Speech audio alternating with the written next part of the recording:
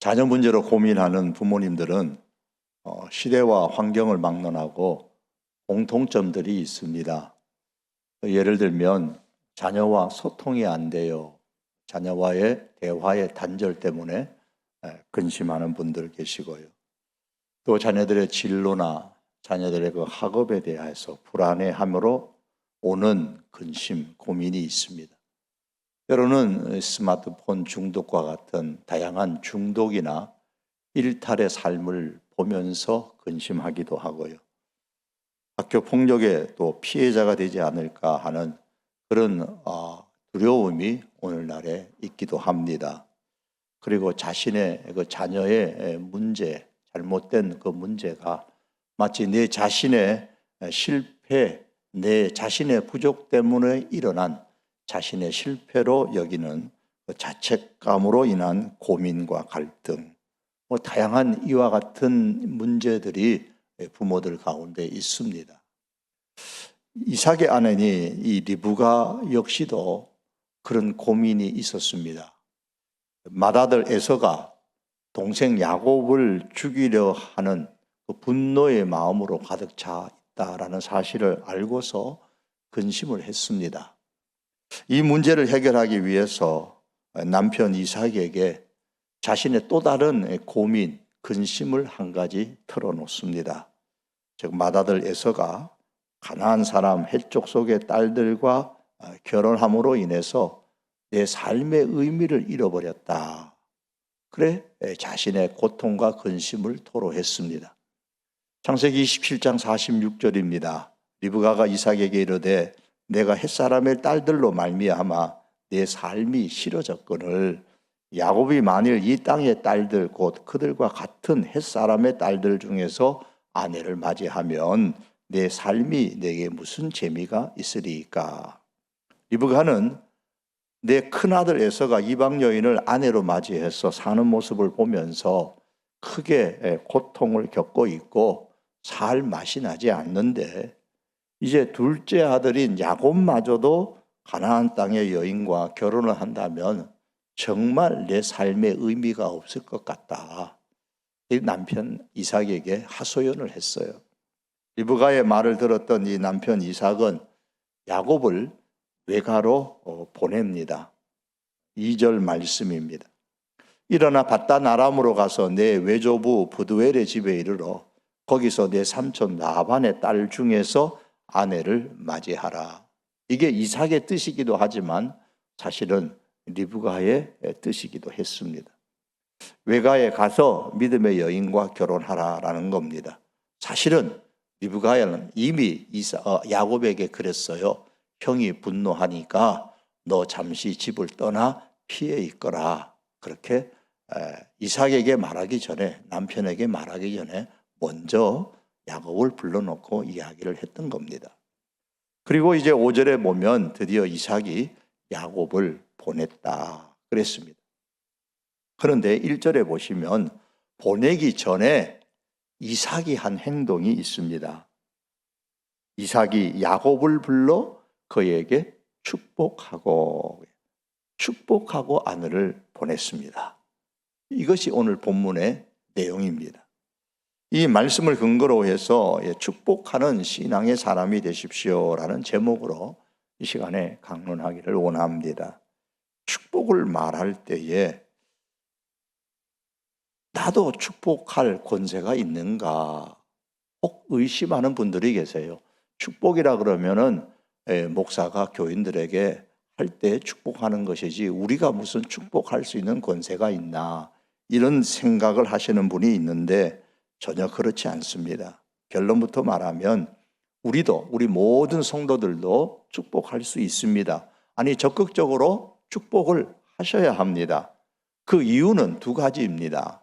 한 이유는 예수님을 믿는 성도는 축복해야 하는 사명을 받았기 때문입니다.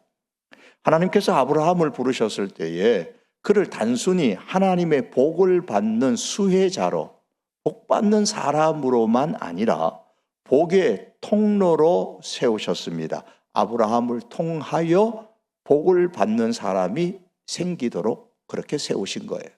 창세기 12장 3절에 보면 땅의 모든 족속이 너로 말미암아 복을 얻을 것이라 하신지라. 그래서 아브라함을 땅의 모든 족속을 축복하는 복의 통로로 삼으셨습니다. 그런데 갈라디아서 3장 29절에 보면 너희가 그리스도의 것이면 곧 아브라함의 자손이요, 너희가 그리스도의 것이면 예수님 그리스도를 믿으면 성도라면 아브라함의 자손이다, 그 말씀이죠. 따라서 우리 성도들은 모두 다 영적 아브라함의 자손이고, 따라서 하나님께서 우리를 예수님을 믿게 하신 목적 중에 하나는 우리 성도들이 세상을 축복하는 통로로 세우신 겁니다.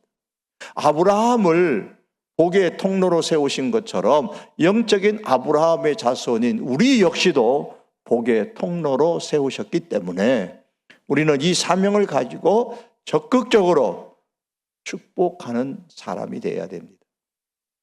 또 한 가지, 우리가 적극적으로 축복할 수 있고 축복하는 사람이 되어야 하는 이유는 예수님을 믿는 성도는 모두가 영적 제사장의 직분을 받았기 때문입니다. 베드로전서 2장 9절에 그러나 너희는 택하신 족속이요 왕 같은 제사장들이라고 했습니다. 그리고 민수기 6장 27절에 보면 그들은, 제사장들은 이같이 내 이름으로 이스라엘 자손에게 축복할지니 내가 그들에게 복을 주리라고 하여서 하나님께서 제사장들에게 이스라엘 백성을 축복하라고 하셨습니다. 그런데 이 제사장이 신약에 오면 누구라고요? 예수님을 믿는 우리 모두가 제사장입니다. 그러므로 우리는 축복하는 권세를 갖고 있습니다.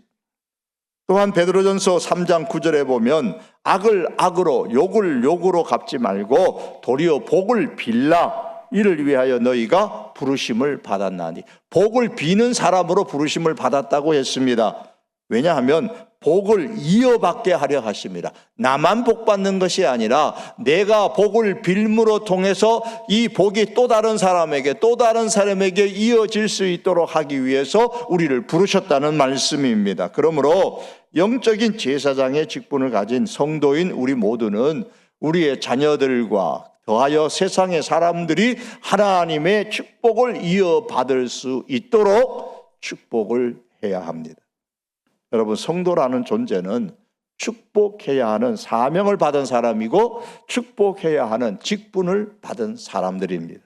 따라서 하나님의 복이 내게만 있는 게 아니고 내 자녀 그리고 다른 사람에게 임하도록 이어 흘러갈 수 있도록 축복하는 사람으로 살아야 합니다. 그러므로 여러분, 서로 축복해주는 그런 신앙의 사람들이 될 수 있기를 바랍니다. 특별히 우리 부모님들은 자녀들을 많이 축복해 주시기 바랍니다.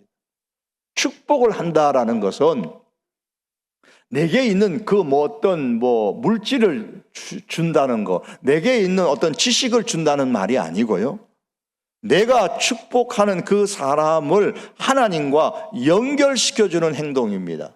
내가 내 자녀를 축복한다는 것은 내 자녀와 하나님을 연결시켜주는 거예요.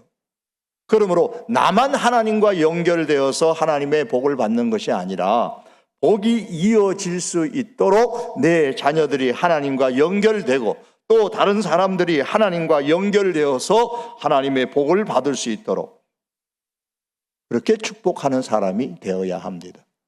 또한 이 축복한다는 말은 축복받는 사람의 미래를 위해서 씨앗을 심는 행동입니다. 우리의 관점에서 보면 말이라는 것은 곧 사건이 됩니다. 하나님의 말씀은 한번 떨어지면 그것이 허공으로 없어지는 것이 아니라 땅을 적셔서 마치 비가 하늘에서 내려 없어지는 것이 아니라 땅을 적시고 싹을 트게 하고 열매를 맺게 하는 것처럼 하나님의 말씀은 사건으로 변합니다. 그래서 히브리 사람들은 말은 곧 사건이 된다고 생각했습니다. 축복의 말을 심어주면 복의 사건이 일어나게 되는 겁니다. 그러므로 자녀에게 부정적인 말을 하지 말고 축복의 씨앗을 심어주는 것은 대단히 중요합니다. 우리 부모님들 중에는 혹 자녀들에게 나쁜 씨앗을 심는 경우가 있습니다. 그죠? 한번 생각해 보십시오. 우리 교우들은 없었으면 좋겠고 또 없으리라 생각합니다. 뭐 빌어먹을 뭐더라, 야 등신아 그러고, 망할 놈에 가라고, 벼락 맞을 놈이라고. 여러분, 제가 요렇게 사용한 단어는 죄송하지만 그래도 순한 것만 골라서 한 겁니다. 이보다 더 심한 말을 자녀들에게 하시는 부모님들도 계세요. 그래서 조심하셔야 돼요. 삼가해야 됩니다. 내가 하는 말은 곧 자녀의 미래에 무엇이 된다? 사건이 된다. 이 사실을 기억하고 반드시 욕이나 저주 대신에 축복의 말을 많이 해주시기를 바랍니다. 그리고 우리 5월달, 이번 주간은 4월과 5월이 교차되는 주간인데 이 5월을 맞이하며 우리 가족의 달에 가족들을 많이 축복하시고 자녀들을 많이 축복하시기를 바랍니다. 그럼 축복하는 사람은 어떤 자세로 축복을 해야 할까요? 오늘 말씀의 제목이 축복하는 신앙의 사람이 되십시오라고 했습니다. 이 제목처럼 축복하는 사람은 신앙의 사람이 되어야 합니다. 영적 아브라함의 자손이라는 말이나 영적 제사장이다라는 말은 모두 신앙의 사람에게 해당하는 말입니다. 그럼 축복하는 사람은 어떤 신앙을 가져야 될까요? 이것은 이삭의 아들 야곱을 축복할 때에 어떤 단어를 사용하는가를 보면 축복하는 사람이 어떤 신앙을 가져야 할지를 우리가 짐작할 수 있습니다. 강사문이라는 분의 연구에 보면 구약 성경에 복과 관련된 히브리어 단어가 4개가 있다고 했습니다. 바라크, 아샤르, 토브, 샤바크, 이 4개가 있는데 이 중에서 이삭은 왜 하필이면 아들을 지금 축복하면서 바라크라는 단어를 사용했을까라는 거예요. 다른 단어들도 있는데 이삭은 축복하면서 바라크라는 이 축복의 단어를 사용했습니다. 이유가 있다는 거죠. 이 단어는 본래 그 근본적인 의미가 무릎을 꿇다라는 의미에서 어근에서 나온 겁니다. 유래된 거예요. 그래서 바라크라는 이 축복의 단어의 근거에 볼 때에 축복하는 사람은 먼저 하나님 앞에 무릎을 꿇는 자세, 그런 겸손한 신앙을 가진 사람이어야 합니다. 동시에 축복을 받는 대상이 되는 사람일 경우에도 하나님 앞에 무릎을 꿇는 사람이 하나님의 복을 받을 수 있다는 그 의미가 이 바라크다는 축복의 단어 속에 함축되어 있습니다. 또한 축복을 의미하는 이 바라크라는 단어는 사람이 하나님을 축복할 때도 사용을 해요. 근데 사람이 하나님을 어떻게 축복해요? 그래서 그때는 축복한다 그렇게 해석하지 아니하고 하나님을 예배한다 그렇게 해석을 해요. 이를 볼 때 축복할 수 있는 사람은 하나님을 예배하는 예배자이어야 합니다. 동시에 하나님을 예배하는 사람이 하나님의 축복을 받을 자격이 있습니다. 우리는 축복하는 사람이 되는 신앙의 사람이 되기 위해서 하나님께 무릎 꿇는 겸손한 신앙, 하나님을 전심으로 섬기는 예배자의 신앙을 소유하여서 마음껏 축복하는 하나님의 사람들이 될 수 있기를 바랍니다. 또한 우리가 축복할 때 어떤 하나님을 믿고 축복해야 될까요? 물론 우리 하나님을 믿고 축복하면 되겠지만 특별히 오늘 본문에서 이삭은 야곱을 축복할 때에 3절에 이렇게 말합니다. 전능하신 하나님이 내게 복을 주시어 그랬습니다. 전능하신 하나님이라고 불렀습니다. 전능하신 샤다이, 하나님 엘, 그래서 전능하신 하나님은 엘 샤다이라고 합니다. 이 엘 샤다이라는 단어가 성경에 처음 사용된 것은 성경을 연구하는 학자들의 말에 의하면 창세기 17장 1절입니다.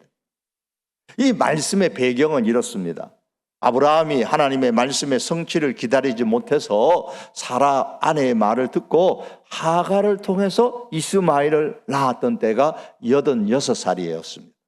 그 이후에 하나님께서는 아브라함에게 한 번도 나타나지 않으셔. 침묵하셨어요. 그러다가 13년 만에 다시 아브라함에게 나타나셔서 처음으로 하신 말씀이 바로 창세기 14장 1절, 17장 1절, 나는 전능한 하나님이라 라는 말씀입니다. 하나님께서 자신을 전능한 하나님이라고 소개한 이후에 내 자손이 크게 번성할 것이다, 즉 사라를 통하여서 내 자손이 번성할 것이다 라는 말씀을 했는데, 그 말을 들은 아브라함이 속으로 웃으면서 내 아내 사라가 지금 나이가 몇 살인데 출산을 한단 말이냐, 그러면서 하나님께 하는 말이, 하나님, 지금 내 아들 13살 된 이스마엘이 있습니다.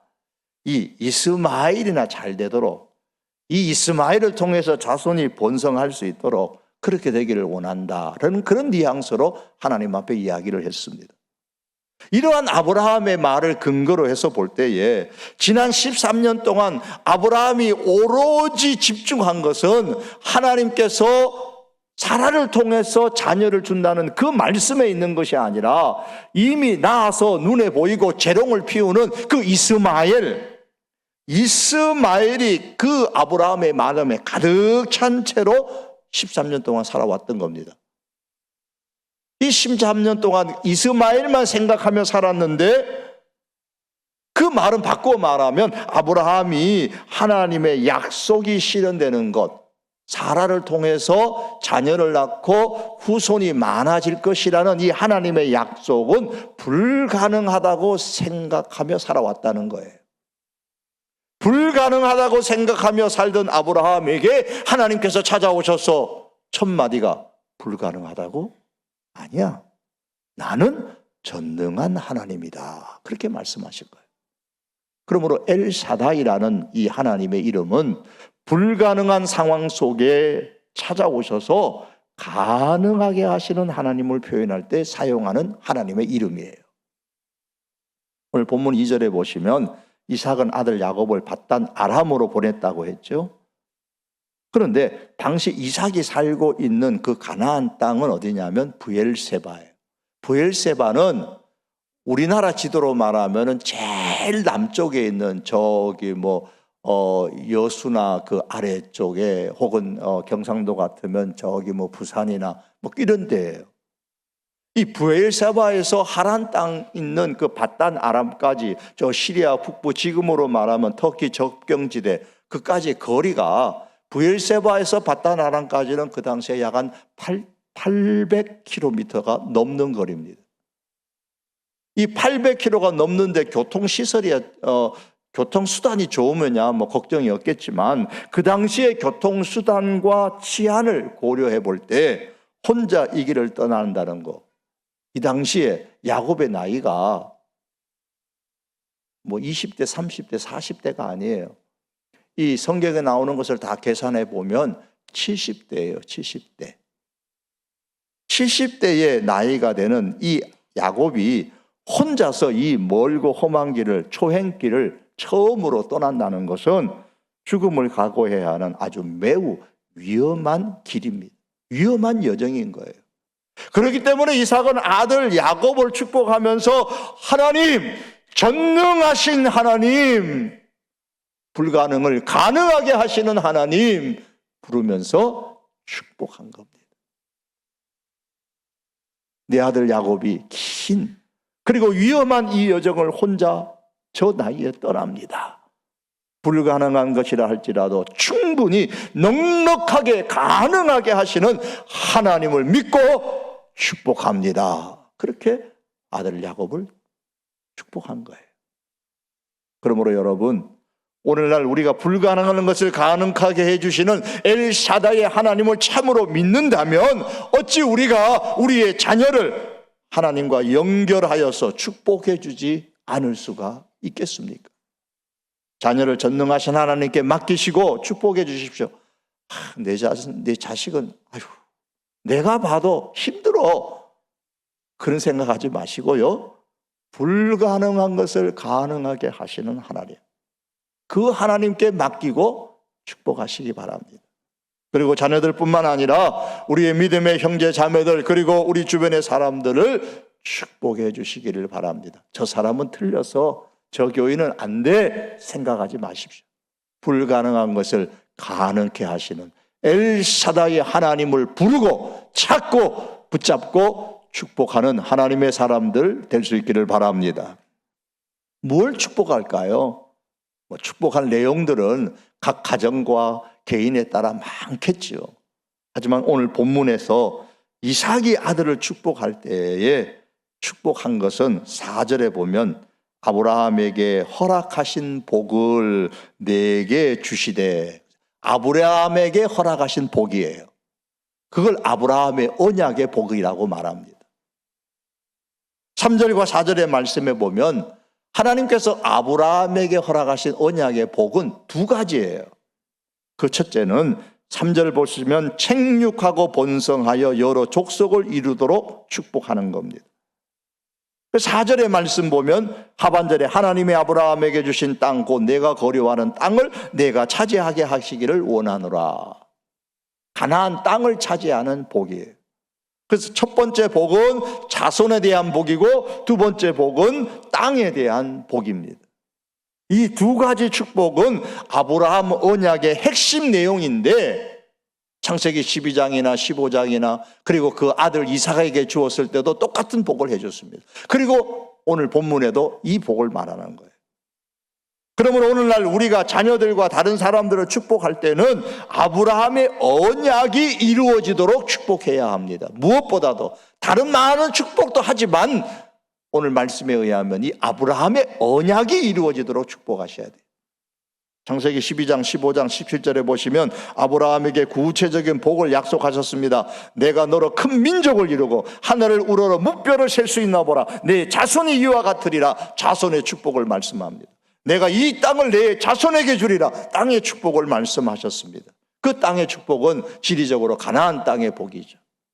창세기 26장 3절과 4절에 보시면 아브라함은 이 언약을 아들 이삭에게 이어지도록 이삭에게 축복을 했습니다. 이 땅에 거류하면 내가 너와 함께 있어 내게 복을 주고 내가 이 모든 땅을 너와 내 자손에게 주리라. 땅에 대한 축복입니다. 내 자손을 하늘의 별과 같이 번성하게 하며 자손에 대한 축복입니다. 이 복을 아브라함이 이삭에게 한 거예요. 그리고 이제 이삭은 이 아브라함의 언약을 계승을 받은 이후에 자신이 죽을 때가 되었다 생각할 때에 이제 야곱을 외가로 보내면서 지금 저 야곱을 보내면 내가 다시는 볼 수 있겠나 그러면서 그 아들 야곱을 위해서 축복하는 거예요. 그 축복할 때에 오늘 본문에 아브라함의 언약을 축복하여 야곱이 아브라함의 언약을 이어받도록 축복한 겁니다. 야곱이 계승한 아브라함의 언약은 이후에 야곱의 전 생애를 통해서 다 이루어졌습니다. 짧게는 오늘 5절의 말씀처럼 밧단 아람으로 가서 라반에게 이르렀으니 그 험한 길, 그 먼 길 하나님의 축복 가운데서 무사히 잘 도착을 했습니다. 그뿐만이 아니라 그 이후에 하나님께서 야곱과 구체적으로 함께 하셨던 사건들을 우리는 이후에 성경을 통해서 볼 수가 있습니다. 특별히 야곱의 12아들로 통해서 이스라엘 민족이 형성됩니다. 자손의 복이 이루어지는 거예요. 그래서 제사장 나라가 되게 만드셨고 후에는 그 이스라엘이 가나안 땅을 차지하게 하심으로써 이 모든 땅의 축복까지 성취되도록 하셨습니다. 그러나 하나님께서 아브라함에게 주신 이 언약은 단순히 혈통적인 이스라엘 민족이 형성되고 지리적인 가나안 땅을 차지하는 것만을 의미하는 것은 아닙니다. 그 이상의 중요한 의미가 있습니다. 그것을 이삭이 깨달았던 못 깨달았던 야곱이 깨달았던 못 깨달았던 중요한 의미가 거기에 담겨 있습니다. 왜냐하면 갈라디아서 3장 16절에 보면 이 약속들은 아브라함과 그 자손에게 말씀하신 것인데 여럿을 가르쳐 그 자손들이라 하지 아니하시고 오직 한 사람을 가르쳐 네 자손이라 하셨으니 곧 그리스도라 하임. 즉 아브라함의 언약과 그리스도와 지금 연결하고 있기 때문이에요. 그렇기 때문에 이 아브라함의 언약은 예수 그리스도를 믿는 우리와도 연결되어 있는 겁니다. 그렇다면 오늘날 우리들에게는 이 아브라함의 언약이 이루어지도록 축복한다. 이게 무슨 뜻일까요? 우리는 우리의 자녀들을 위하여 축복하고 또는 다른 사람들을 위해서 축복하고 가족들을 위해서 축복할 때에 다른 많은 축복을 하겠지만 특별히 그 중에서 아브라함의 언약이 이루어지도록 축복해야 되는데 그게 무슨 의미일까요? 오늘 본문 3절에서 다시 한번 보시면 전능하신 하나님이 내게 복을 주시어 내가 생육하고 번성하게 하여 내가 여러 족속을 이루게 하시고, 즉 생육하고 번성하여 결국에는 여러 족속을 이루기는 것이 바로 자손의 복이에요. 그런데 여기서 족속이라는 단어를 카알이라는 단어를 쓰는데 그 뜻은 단순히 혈연적으로 묶인 집단을 카알이라고 하지 않고 어떤 목적을 위해서 불러냄을 받은 모임, 어떤 목적을 위해서 불러냄을 받은 사람들의 그 모임을 일컬어 카알이라고 합니다. 그래서 구약에서는 카알이라고 하면 하나님의 백성, 언약 백성의 모임을 일컬어서 카알이라고 부릅니다. 그리고 신약에 오면 신약 성경은 헬라어로 되어져 있으니까 카알이라는 히브리어를 헬라어로 바꾸어 가지고 에클레시아 이렇게 사용을 했습니다. 에클레시아는 하나님의 부르심을 받은 성도들의 모임입니다. 교회를 말하는 거예요. 오늘날로 말하면 교회 공동체를 의미하는 겁니다. 그러므로 이삭이 야곱을 위해 축복한 자녀의 이 자손의 축복은 신약의 관점에서 보면 교회 공동체, 다시 말하면 하나님의 백성의 확장, 하나님의 백성의 번성을 의미하는 겁니다. 따라서 오늘날 아브라함의 언약 가운데 하나님 자손의 축복을 위해 우리가 축복 기도할 때는 혈통으로서의 내 자손을 위해서 축복 기도도 다양하게 많이 하겠지만 이것만이 아니라 이를 넘어서서 내가 하는 일이나 그 사역을 통해서 내 자녀가 하는 일을 통해서 내가 축복하는 다른 사람의 그 일들을 통하여서 많은 믿음의 사람을 세워주십시오. 하나님, 내 자녀에게 이런 복, 이런 복, 이런 복도 주지만 아브라함의 복, 이 내 자녀를 통해서 많은 믿음의 사람이 세워지게 해 주십시오. 이게 아브라함의 언약의 축복이에요. 그래서 하나님의 백성이 이 땅에 번성하게 해 주십시오. 우리가 그렇게 내 자식을 위해 축복할 때 이런 기도할 수 있어야 되고 다른 사람을 위해서 기도할 때도 그렇게 축복하시기 바랍니다. 또한 4절에 보시면 이삭이 야곱을 위해 축복한 아브라함의 언약 중에 하나가 땅의 축복이라 그랬죠. 구약의 말씀에서 땅이라는 단어는 신약의 관점에서 해석을 하면 하나님께서 통치하시는 장소, 다시 말하면 예수 그리스도를 통해 성취되는 하나님의 나라, 그게 바로 구약의 개념의 땅이에요. 하나님은 단순히 지리적인 가나안 땅을 물려주려고 하는 것이 아니라 그 가나안 땅을 줌으로 통하여서 하나님의 통치를 받는, 하나님의 다스림과 하나님의 인도를 받는 하나님의 백성이 되기를 원했던 거예요. 그게 가나안 땅이에요. 그러므로 하나님 나라의 핵심 키가 뭐냐? 그건 하나님의 통치, 하나님의 다스림과 하나님의 인도입니다. 따라서 신앙의 관점에서 볼 때에 하나님의 통치와 인도가 있는 곳은 다 땅에 축복이 있는 것이에요. 우리가 축복하는 자녀들이나 다른 사람들이 자신들이 속한 가정이나 그 일터나 혹은 전공하는 그 분야 속에서나 삶의 터전이 하나님의 다스림과 인도를 받는 그런 자녀들이 될 수 있도록 우리가 하나님 앞에 축복 기도를 하셔야 되는 겁니다.